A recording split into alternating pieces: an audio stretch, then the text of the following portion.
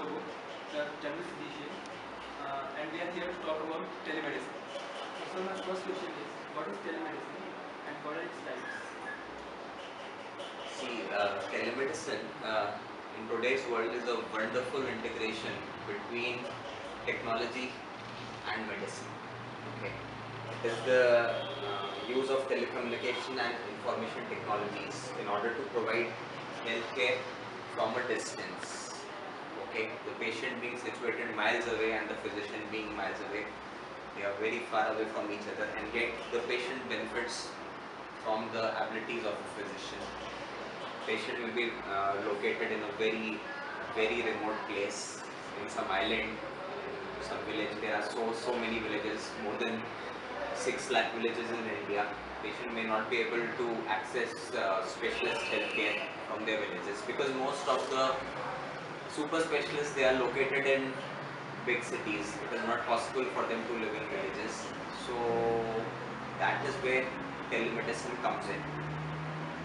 It helps eliminate distant barriers and can improve access to medical services that could not be consistently available in these rural communities. It is also used to save lives in critical care and emergency situations. And it's basically through satellites. Satellites provide a powerful and relatively inexpensive tool, particularly for video links between multiple users. Plus, costs and are constantly decreasing, and satellites are a tried, tested, and extremely reliable means of telecommunication. Early forms of telemedicine in the past were just through plain telephone. But in today's world, we have so many. We have broadband internet. Yes, broadband internet. We can interact with each other through Skype. yes, through Skype, through other video applications. We can upload images to some other doctors. If a doctor is in a dilemma, he cannot understand the case himself, he can send the images, the ultrasound reports, findings, the chest X-ray images, the ECG, anything can be sent to some other doctor and an advice can be taken from them. That too comes under telemedicine. Apart from this, telemedicine has many branches. It's not only about medicine.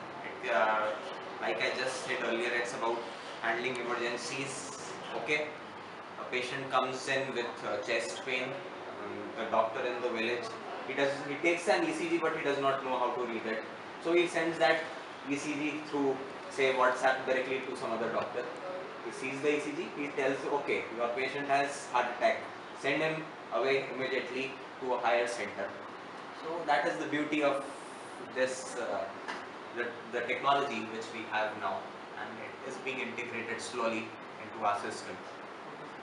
So my next question is, what are its benefits and at the same time, what are its drawbacks? The benefits, I think I already mentioned most of the benefits. Patient is far away, doctor is far away.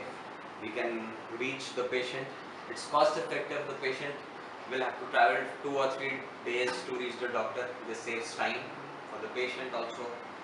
Okay, now coming to the drawbacks. See, one drawback is until unless you don't see the patient directly, it's very hard to come to reach a conclusion, to reach a diagnosis. So we might actually miss something. We are not interacting with the patient directly. Okay, what about a physical examination? Once a patient comes, I auscultate the patient. I press the patient's abdomen. Okay, so I come to know something about this. Here I cannot examine the patient physically. So this is a drawback. And sometimes these, if you are interacting with the patient through a video link, a teledermatology, a dermatologic consultation usually takes just about 15 minutes to analyze a patient and to reach a conclusion and then diagnosis. But in the case of teledermatology, this sometimes takes about half an hour for the doctor to look at the patient, to understand his problems.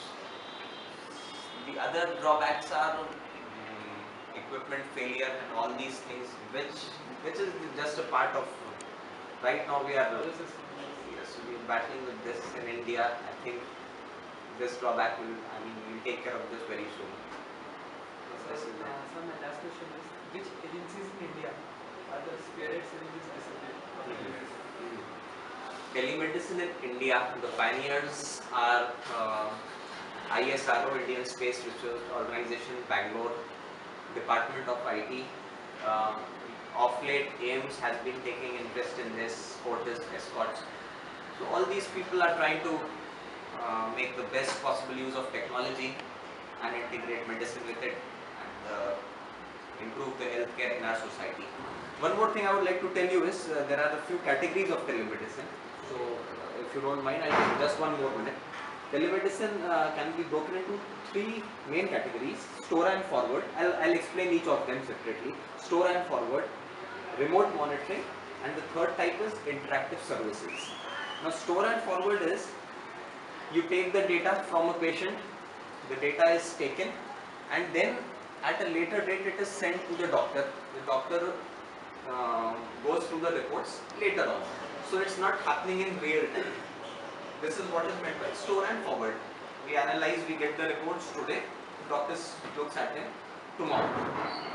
Now remote monitoring is a different thing. Remote monitoring is going through a patient's ECG or other things at the live,